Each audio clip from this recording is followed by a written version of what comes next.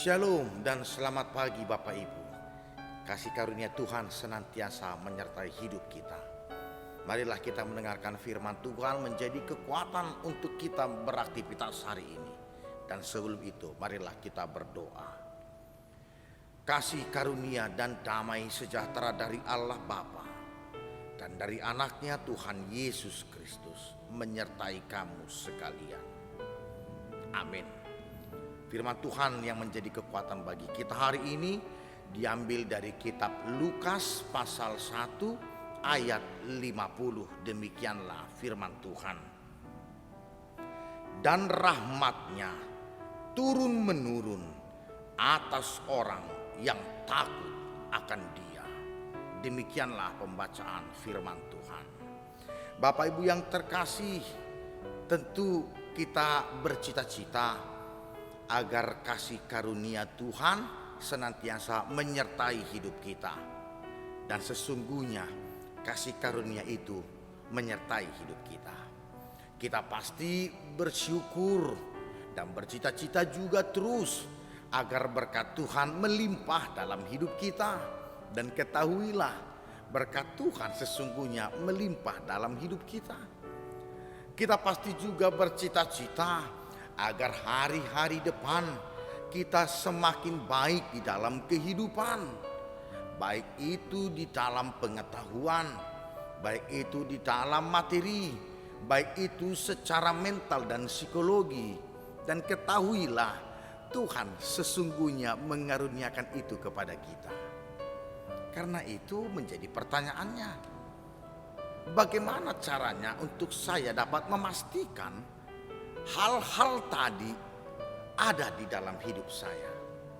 Firman Tuhan hari ini mengingatkan kepada kita melalui nyanyian Maria ketika Allah memutuskan bahwa Maria akan mengandung dan akan melahirkan seorang anak laki-laki dan dia bernama Yesus.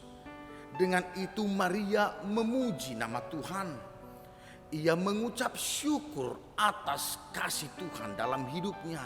Sehingga ia mengatakan di ayat yang sebelumnya, di dalam ayat 49, dia mengucap syukur kepada Yang Maha Kuasa karena telah melakukan perbuatan-perbuatan yang besar kepada dia. Karena Maria mengucap syukur bahwa dia bukanlah orang yang hebat, tetapi Allah mempercayakan Kristus hadir dalam dunia melalui hidupnya. Sehingga di dalam ungkapan syukur itu, ia juga mengingatkan kepada kita bahwa kasih karunia itu yang sudah ada, ia akan hadir senantiasa menyertai hidup manusia kepada mereka yang takut akan Dia. Maria hendak mengingatkan kepada kita bahwa sikap takut akan Tuhan bukan berarti di dalam hal yang negatif. Bukan berarti kita takut maka kita akan menjauhi Dia. Bukan karena kita takut maka kita tidak lagi berada dekat dengan Dia. Tetapi takut akan Tuhan adalah menjadi suatu sikap hidup kita yang takut dengan ketaatan, yang patuh atas perintahnya. Maka di dalam takut akan Tuhan kita memiliki penyerahan diri total kepada Dia untuk bergerak dengan Allah, bersekutu dengan Allah, memberitakan siapa Allah dan melakukan kasih Allah di dalam hidup kepada sesama. Ini juga yang menjadi bagian dari 3 tugas panggilan gereja. Karena itu mari satu hari bahwa pastikan hari ini hidup kita adalah hidup yang takut akan Tuhan. Maka kita dalam waktu yang Tuhan karuniakan bersekutu dengan Tuhan. Ketika pagi hari bangun, mari bersekutu, mengucap syukur dan mendengarkan Tuhan berfirman agar kita tahu apa yang akan kita lakukan hari ini.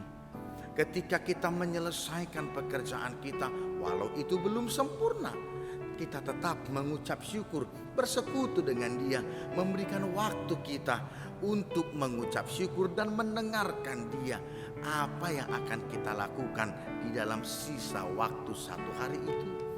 Ketika apapun yang kita lakukan, pastikan Bapak Ibu yang terkasih tetap bersekutu dengan Tuhan, memuji Dia, membaca firman-Nya, dan melakukan yang baik agar orang-orang juga mengenal siapa Allah kita, agar orang-orang juga mengenal siapakah yang harus dipuji, dan mereka mau menerima Roh Kudus, menerima Allah itu, dan dengan itu maka semua akan hidup dalam takut akan Tuhan. Bapak Ibu yang terkasih, marilah kita memastikan di dalam kehidupan kita mau dipakai untuk menjadi alat bagi Tuhan menyatakan kasih karunia-Nya dalam hidup ini. Yang kedua, pastikanlah hidup kita hanya berada di dalam naungan kasih-Nya, karena hanya dengan itulah kita akan dimampukan melakukan aktivitas, menjalani hari lepas hari, karena kasih Tuhan ada. Dan yang luar biasa, Allah tidak hanya akan memulihkan ekonomimu, Allah tidak hanya memulihkan kesehatanmu, Allah tidak hanya memulihkan, meningkatkan pengetahuanmu, tetapi Allah memberikan keselamatan yang abadi bersama dengan Dia dalam kekekalan, yang tidak ada satu orang pun, tidak ada satu kuasa apapun di dunia ini yang dapat mengambil keselamatan itu dari hidupmu. Itulah Dia, kasih karunia yang terus menerus hidup secara turun menurun, dan kasih itu akan menguatkan, menyertai hidupmu, sehingga hidup ini adalah ungkapan syukur kepada Dia. Mari hidup takut akan Tuhan dan terimalah kasih karunia-Nya, karena Dia sudah menunjukkan itu melalui Yesus Kristus. Tidak ada yang mustahil bagi Tuhan. Dia akan memulihkan hidupmu, Dia memulihkan hidup saya, Dia memulihkan hidup kita semua. Terpujilah Dia dalam Yesus Kristus. Amin. Mari kita berdoa. Kami mengucap syukur Bapa, begitu besar kasih karunia-Mu, sehingga Kau mengaruniakan Yesus Kristus yang menjadi juru selamat kami. Dan dalam itu kami menjadi layak untuk menjadi pewaris kerajaan Tuhan. Engkau mengangkat kami menjadi anak-anak-Mu, dan Engkau juga memakai kami menjadi pewarta di dalam dunia ini, agar kami mampu melakukan kasih, mewartakan kasih, dan kami terus-menerus bersekutu dengan Engkau, dan kami mempersaksikan itu di sepanjang perjalanan hidup kami, sehingga kami seperti Maria akan memuji nama-Mu, karena Engkau melakukan perbuatan-perbuatan yang besar dalam hidup kami, dan kasih karunia-Mu itu senantiasa menyertai kami, karena kami hidup hanya takut kepada Tuhan, taat dan tunduk pada perintah-Mu, dan berjalan seturut dengan rancangan dan jalan Tuhan. Kami serahkanlah hidup kami, hanya karena Engkaulah Bapa, kami akan mampu menjalani hari lepas hari dengan kekuatan daripada-Mu. Di dalam Yesus Kristus kami berdoa dan mengucap syukur.